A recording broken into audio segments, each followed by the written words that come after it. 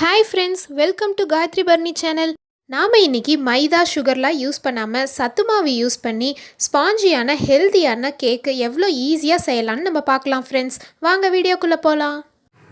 நம்ம கேக்குக்கு மாவு எடுக்கிறதுக்கு முன்னாடி ஒரு கப் வெல்லம் நம்ம இதில் காய்ச்சி எடுத்துக்க போகிறோம். இது கூட 3/4 கப் தண்ணி ஊற்றி நம்ம இதை காய்ச்சி வடிகட்டி வச்சுக்கலாம். இந்த வெல்லம் நம்ம பாகு மாதிரி காய்ச்ச தேவையில்லை. இந்த வெல்லம்லாம் கரைஞ்சி வர அளவுக்கு நம்ம காய்ச்சினாவே போதும். இதை இப்போ நல்லா ஆற வச்சிடலாம். நம்ம இதை ஆறுறதுக்குள்ளே கேக்குக்கு மாவு ரெடி பண்ணிக்கலாம். நான் இன்றைக்கி கேக் செய்கிறதுக்கு சத்து மாவு 1 கப் எடுத்திருக்கேன் ஃப்ரெண்ட்ஸ். இந்த சத்து மாவு வீட்லேயே நாங்கள் ப்ரிப்பேர் பண்ணது, 21 பொருள் போட்டு வறுத்து அரைச்சது. நீங்கள் இதுக்கு பதிலாக கோதுமை மாவு கூட நீங்கள் யூஸ் பண்ணிக்கலாம். இதை நம்ம சலிச்சு எடுத்துக்கலாம். இது கூட நம்ம 1 டீஸ்பூன் பேக்கிங் பவுடர் ஆட் பண்ணிக்கிறோம். பேக்கிங் பவுடரும் பேக்கிங் சோடாவும் வேறு வேறு. நம்ம கேக்குக்கும் பிஸ்கெட்லாம் யூஸ் பண்ணுறது பேக்கிங் பவுடர். இது யூஸ் பண்ணால் தான் நம்மளுக்கு கேக் நல்லா உப்பி வரும். பேக்கிங் பவுடர் எல்லா டிபார்ட்மெண்டல் ஸ்டோர்லேயும் நம்மளுக்கு கிடைக்கும். அப்புறம் 1/4 ஸ்பூன் நம்ம இதுலேயே சால்ட் ஆட் பண்ணிக்கலாம். அப்புறம் இது கூட 1 ஸ்பூன் நம்ம கொக்கோ பவுடர் ஆட் பண்ணிக்கலாம்.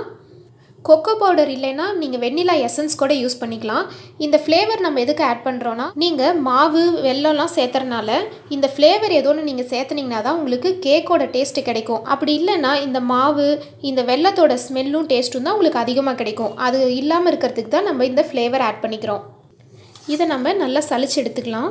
கட்டி கட்டியாக இல்லாமல் இருக்கிறதுக்காக, கேக் நல்லா ஸ்பான்ஜியாக க்ரீமியாக ஸ்மூத்தாக வரதுக்காக நம்ம இதை நல்லா சலிச்சு எடுத்துக்கலாம்.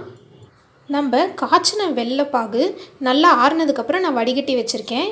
நம்ம இதை கொஞ்சம் கொஞ்சமாக இதில் ஊற்றி நம்ம கலக்கிக்கலாம். கட்டி இல்லாமல் நல்லா கலக்கிக்கலாம்.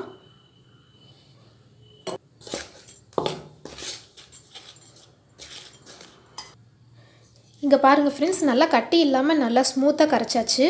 இது கூட நம்ம நார்மலாக யூஸ் பண்ணுற குக்கிங் ஆயில் ஒரு 4 டேபிள் ஸ்பூன் நான் சேர்த்திக்கிறேன்.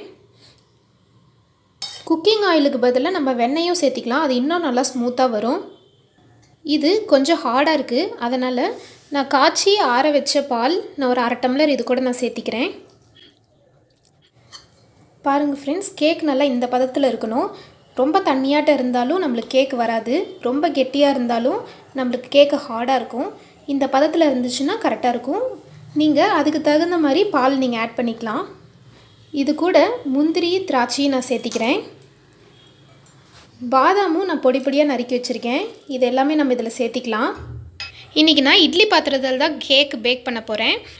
இந்த இட்லி பாத்திரத்தில் தண்ணி ஊற்றி நான் ப்ரீ ஹீட் பண்ணி வச்சுருக்கேன். இதில் ஒரு ஓட்டை பாத்திரத்தை நான் வச்சுருக்கேன். இதுக்கு மேலே தான் நம்ம கேக்கு பேக் பண்ண போகிறோம். நீங்கள் ஓட்டை தட்டு அந்த மாதிரி கூட நீங்கள் யூஸ் பண்ணிக்கலாம். கேக் நம்ம மாவு ரெடி பண்ணி வச்சோம் இல்லையா, அதை நான் இந்த சில்வர் பவுலில் தான் ட்ரான்ஸ்ஃபர் பண்ண போகிறேன். இதில் நெய் தடவி வச்சுருக்கேன். நீங்கள் பட்டரும் தடவிக்கலாம். இதுக்கு மேலே கோதுமை மாவு நான் நல்லா தூவி விட்டுறேன். எல்லா பக்கமும் ஸ்ப்ரெட் பண்ணுற மாதிரி நம்ம நல்லா தூவி விட்டுறலாம். நான் கோதுமை மாவு நல்லா ஸ்ப்ரெட் பண்ணி வச்சுருக்கேன்.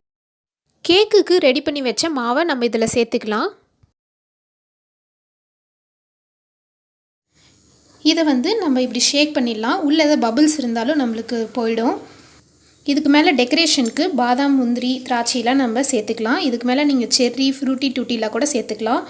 நம்ம இதை இட்லி பாத்திரத்தில் வச்சு இதை மூடி வச்சுக்கலாம். இதை நம்ம இப்போ சிம்மில் வச்சுக்கலாம். இது ரெடி ஆகிறதுக்கு ஒரு 60 நிமிஷத்துலேருந்து 70 நிமிஷம் வரைக்கும் நம்ம கேக்கு பேக் ஆகும். 60 நிமிஷம் கழித்து நம்ம இதை ஓப்பன் பண்ணி பார்க்கலாம். உங்கள் கேக்கு வெந்துருச்சான்னு பார்க்குறதுக்கு நீங்கள் டூத் பிக்கு இல்லைன்னா ஏதோ ஒரு ஊசி மாதிரி இருக்கிறத உள்ளே விட்டு பார்த்தீங்கன்னா கேக்கு ஒட்டாமல் வந்துச்சுன்னா கேக் ரெடி ஆயிடுச்சுன்னு அர்த்தம். கரெக்டாக நம்ம 60 நிமிஷம் கழித்து நம்ம இதை ஓப்பன் பண்ணுறோம். நான் சொல்ல மறந்துட்டேன் ஃப்ரெண்ட்ஸ், இந்த பவுலில் ஒரு பிளேட் போட்டு மூடி வச்சுக்கோங்க. இல்லைன்னா இந்த மூடியிலேருந்து தண்ணி நம்ம கேக்குக்குள்ளே இறங்கி உங்களுக்கு வேகாத மாதிரியே இருக்கும். இப்போ பாருங்கள் ஃப்ரெண்ட்ஸ், நம்ம கேக் எவ்வளோ சூப்பராக உப்பி வந்திருக்கு. இப்போ இதை 1/2 அன் ஹவர் நல்லா ஆற வச்சுக்க போகிறோம். இது சூடாக இருக்கும்போதே நீங்கள் பிளேட்டில் ட்ரான்ஸ்ஃபர் பண்ணிங்கன்னா கேக்கு உடையிறதுக்கு வாய்ப்பு இருக்குது. அதனால் நல்லா ஆற வச்சுக்கோங்க. இப்போ 1/2 அன் ஹவர் ஆயிடுச்சு.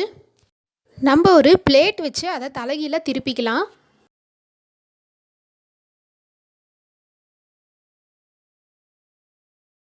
இது வேறு ஒன்றும் இல்லை ஃப்ரெண்ட்ஸ், இந்த பவுலில் இருக்க கோதுமை மாவு தான் இது ஒட்டியிருக்கு.